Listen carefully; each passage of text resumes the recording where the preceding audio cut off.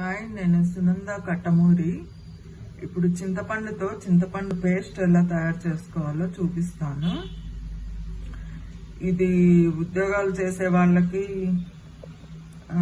చాలా హెల్ప్ఫుల్ గా ఉంటుంది. తక్కువ టైంలో వంట అయిపోతుంది ఇవన్నీ రెడీగా పెట్టుకుంటే. ఇప్పుడు స్టవ్ ఆన్ చేసుకోవాలండి.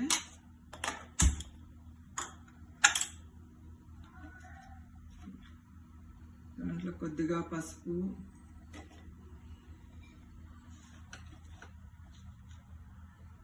ఒక స్పూన్ సాల్ట్,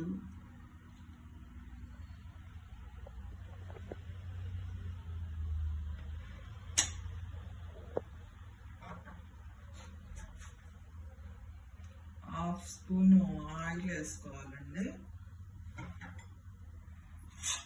ఇది కలబెడుతూ ఉండాలి, దగ్గర పడేదాకా కలబెడుతూ ఉండాలి.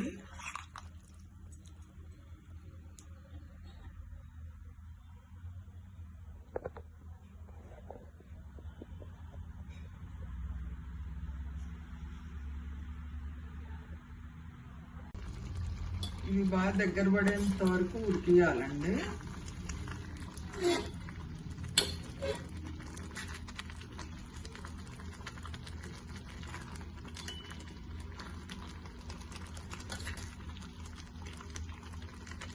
ఉడికిపోయిందండి, స్టవ్ ఆపేస్తాను.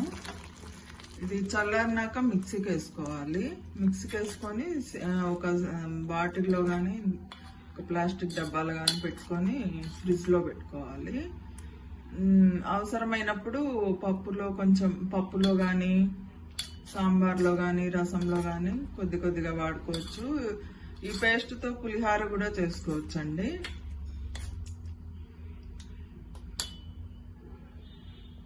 దీనిని ఉగ్గానిలో కానీ అటుకుల ఉప్మాలో కానీ నిమ్మకాయ బదులుగా వాడుకోవచ్చు. చింతపండు గుజ్జు రెడీ అయిందండి.